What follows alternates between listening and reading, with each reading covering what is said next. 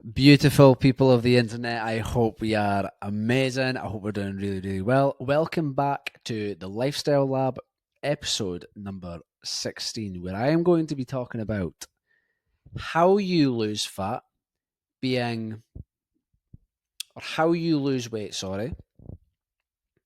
being a lot more valuable than why you want to lose weight. Okay, now allow for me to explain. Everyone has a reason as to why they want to diet. Okay, and some of those reasons are big. You may be preparing for life changing surgery, for example. You may have had a health scare, for example. You may want to be a better example of health and fitness to your children, to your family, to your friends, which would be really big, important reasons as to why you might want to lose weight. All the way down to just maybe wanting to shift a little bit of weight before your holiday. Maybe you just want to feel a little bit healthier, a little bit fitter. The value of these reasons, I'm not going to sit here and discuss, but like I said, I think everyone has a reason as to why they want to lose weight, and the value of those reasons and your why as to why you want to lose weight is going to be what motivates you and inspires you to want to make those changes, right? But the biggest mistake I see people make is not why they want to lose weight, no matter how big or small the reason, but how they lose weight being a massive, massive issue. And I have literally seen some people have the biggest, most important reasons for wanting to lose weight, but how they've gone about doing it completely and utterly demotivating them and uninspiring them from from achieving that because of how they have gone about trying to lose weight.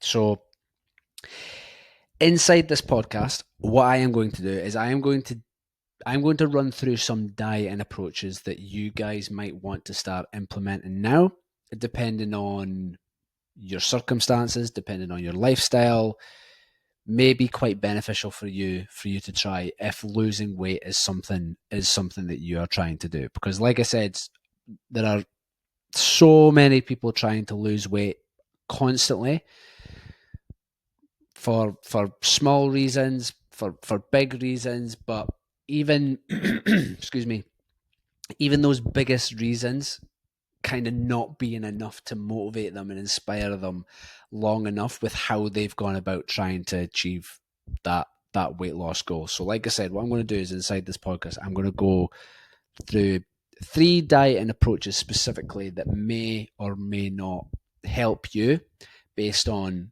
your lifestyle, your responsibilities, what you've got going on in life, and hopefully give you a better idea and give you a lot more success with your weight loss, because no one wants their weight loss to be short term. No one wants their weight loss to be short lived. As amazing as it would be for it to be quick and sharp as it quite often is, we want to be able to sustain that long term, and how you go about doing that is going to be so, so important. So dieting approach number 1, my least favorite, right? And that's going to be the order I'm going to go in. Least favorite to one I find okay to the third one being the best. So you're going to have to stick around. You're going to have to stick around. I'm going to tie you into this podcast, right? You're going to have to stick around to find out which diet and approach I think is the best one for most people, right? But diet approach number 1 is the banking method. Now, the first thing that comes to your head when you hear me say banking is you probably think of money. And that's how we want to go about approaching your calories, is like we're thinking about banking, like we're thinking about money, and treating it more specifically like a savings account. Now, the banking method will involve you, will be quite beneficial for those people who know that their weekends are quite chock-a-block socially. Maybe there's a lot of food involved, maybe there's a lot of alcohol involved, especially now that we're kind of into the height of summer. To be fair, it doesn't actually really matter. There's social occasions all year round, but now that we are into the height of summer, the banking method maybe being something quite beneficial for people who think that or know that their weekends are going to be quite chock-a-block from a social perspective. And what it involves you doing, right, is yes, it involves you being a calorie deficit. All of these revolve around a calorie deficit, because before we go any further, it is only a calorie deficit, sustained long term, that's going to help you lose weight. Okay, there's no other magic secret, there's no other magic trick to it. It's a calorie deficit sustained over a period of time. And all these methods are just different methods on how you can apply that calorie deficit. Okay, so the banking method being one, approaching your calories a lot like a savings account. Now, what this is going to have you do, right, is it's going to have you being in a calorie deficit. Now, what you don't want to do is you don't want to be too aggressively into a calorie deficit. So imagine that you have your maintenance amount of calories, the amount of calories that if you eat, you'll sustain weight. It takes into account all your movement, all the calories you burn, etc., from just digestion, from your organs operating to regulate temperature, all these sorts of processes, all these sorts of amazing processes that your body goes through in order to sustain life. Okay, you need to eat a certain amount of calories, and that is your maintenance calories. Now, the banking method involves you being ever so slightly into a calorie deficit, but then going a little bit more aggressively into that calorie deficit in order to bank yourself some calories for the weekend. So imagine you've got maintenance, where you'd be normally is just into a slight calorie deficit because that's easier to sustain.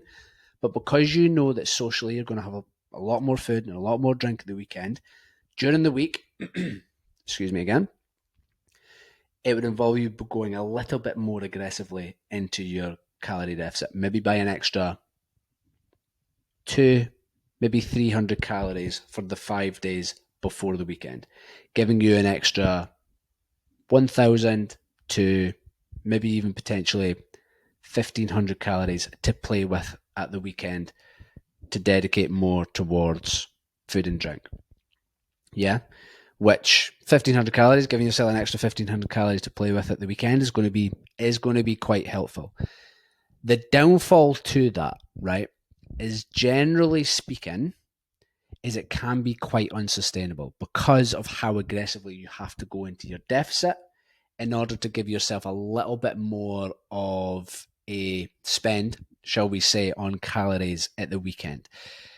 And so if you're having quite a stressful time at work, stressful time in your relationship, friendship, and all these sorts of things, going a little bit more aggressively into your deficit might be a little bit unhelpful. When going through these things can be quite stressful, and generally what we'll do is tend to want to eat a little bit more. So trying to go a little bit further into a deficit is quite difficult. Okay, so can be quite unsustainable because of how low calories you go during the week versus how high calories you go at the weekend. There's quite a big bounce between the two, and people find that quite hard to control and manage long term. But if you're someone who knows that their weekends are generally a bit more sociable when it comes to food and drink, if you've got a couple of weekends like that, you can get away with it. But if you're someone who knows that every single weekend you know that you have something on, then it's going to be quite difficult to sustain that long term. But definitely worth a try. Diet approach number 2 is what we call time restricted eating, and more specifically fasting. And I thought that this would be quite an important thing to talk about, seeing as probably in the last 2 to 3 weeks, I've had a lot of questions about fasting specifically, and I don't really know why. I honestly Don't really know why. I don't know if it's because, again, we're in the height of summer, people have got holidays coming up, or I don't know if there's been some sort of. I mean, I operate on the internet, I see things on the internet, but I don't know if if someone's advertising a specific fasting diet or something that people are jumping on the bandwagon with. I don't know, but either way, in the last 2 weeks, I've had quite a few questions on fasting, which is bringing me to the next diet and approach, which is time restricted eating, which is fasting essentially. Okay, now there are a bunch of claims about fasting that people often get themselves caught up in. Claims like heightened autophagy, health claims like cancer prevention, and all these sorts of things. Now, none of what I'm saying is legitimized. None of that is proven. So please do not take anything that I'm saying as medical advice. It is not. If you do have further questions about any of that sort of thing, please go and visit your GP and ask. But none of what I've just said there is legitimized. None of that is proven. It's all studies, etc., etc. So none of that sort of thing for fasting are things that I hold too much value for. However, fasting itself can be quite handy for people for weight loss specifically. Okay, with everything else, I don't know, but with weight loss specifically, can be quite helpful. And actually, something that I sort of do now. Essentially, what fasting does, or time restricted eating does, is takes an entire meal out of your day. Now, if you take an entire meal out of your day, what does that do? That reduces the total amount of calories that you eat. But we know already that weight loss is the goal. And the only thing that we can do to achieve weight loss is to sustain a calorie deficit long term.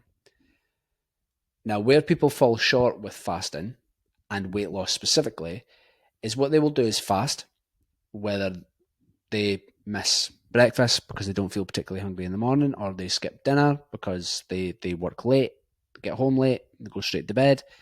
Either or. You can do either or, but it involves skipping a meal.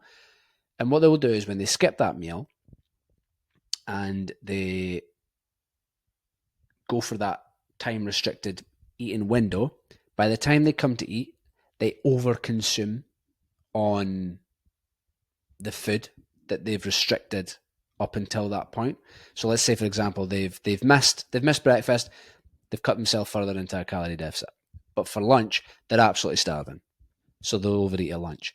And then by dinner time, they're starving again. So they'll overeat at dinner time.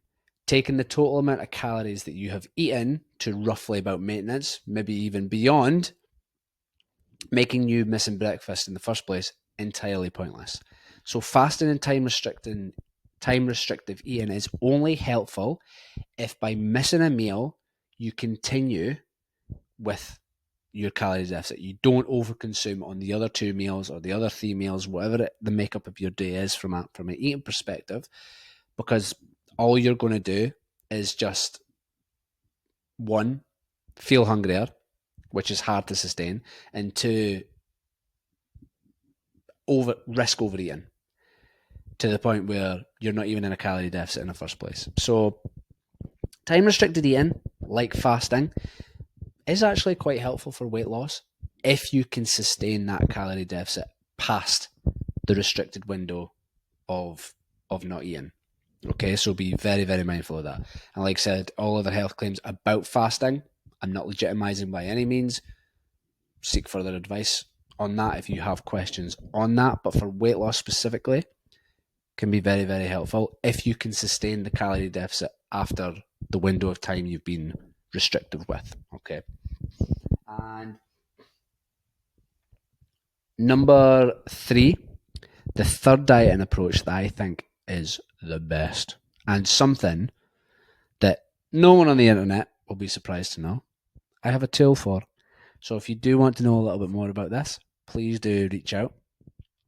Please do message me the word flexi, because I'm about to talk about a tool I have and that I run with my clients called the Flexi Framework.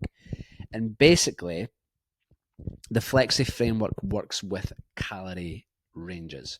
Now, how I set up the Flexi Framework, you will see if you're interested in the tool that I have for this. It shows you exactly how to set it up. But how I set up calorie ranges is we will have the maintenance amount of calories, which again we've already established. If you're to eat and you're to consume, will maintain weight, carry out all the healthy bodily functions that our body goes through, etc., etc. The calorie ranges I will have you sit just below your maintenance level, giving you the most amount of calories that you can have without taking you above maintenance, without holding maintenance, helping you lose weight. Down to a calorie target that's a little bit more restrictive if hunger and appetite on a day isn't quite where it normally is, or where it is compared to any other day. Now, what this does, right, is this gives you the flexibility with your nutrition and your calories to decide how much it is you eat depending on your hunger and appetite, which, based on kind of the day that you're having, if it's been a very, very stressful day at work, been a very, very stressful day with family, friends, if you've had an argument or you've got something going on, or you've got deadlines going on, but it doesn't matter. It doesn't matter what it is. We know that life can throw a ton of curveballs at us at any given moment. And so as a result, stress levels can increase. Hunger appetite can increase. It's good to have the luxury of being able to eat just a little bit more, but within reason, to the point where we're not taking ourselves over maintenance, to help us accommodate for what has been a slightly harder and more difficult day. Because I think you'll almost agree that on some other days, sometimes when you're busy, sometimes when, I don't know, you've been out and about, or you've been engaged in something, you can actually even forget to eat, and you just don't feel hungry whatsoever. So on days like that, naturally, you'll probably eat a little bit less. Again, but then the next day after that, it'd be a bit more of a stressful day. Hunger appetite increases. The calorie ranges, what they do is they allow for you that flexibility to consume just a little bit more food when your hunger appetite levels are higher or lower, while still maintaining a calorie deficit. Because one of the worst things in the world, and I've said this before on a previous podcast, is having a calorie target, right? Hitting the calorie target and still feeling like you're hungry. it's literally the worst feeling in the world. And that's, I find calorie targets just a little bit too restrictive for my liking. I don't think they suit, for the most part, most people, because they don't allow for that flexibility for when days are a little bit harder, when you feel a little bit hungrier because of X, Y, Z reason. Again, you might be in the luteal phase of your period. You might just be feeling that little bit hungrier. For, like I said, for X, Y, Z reason, hunger appetite could be a little bit higher. And again, calorie targets don't allow for you that little bit of extra flexibility when those days come around. But what they do is they allow for, when hunger appetite isn't as high, for you to go a little bit more aggressively into your deficit. But the point is that it gives you choice. And those are the three dieting approaches. Those are the three dieting approaches that I would give some credit to. I would try on occasion. I do try with clients, with the third one being the banking method, being the Flexi Framework, which I actually run with most of my clients with quite a lot of success when it comes to their weight loss. So if it is something that you are interested in, please send me a message with the word Flexi, and I'll send that tool straight over to you. But those are the three dieting approaches that I would opt for, because, again, how you diet is probably a lot more important as to why you diet. Because long-term sustainability with your weight loss is inevitably the goal here. But if you have absolutely any questions about anything that I've said, please do not hesitate to reach out and ask me.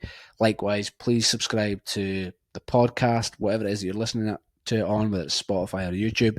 Subscribers or subscribes, follows, whatever they are, do seriously go a long way. So yeah, I hope you've enjoyed this episode, everyone, and I'll see you in the next one.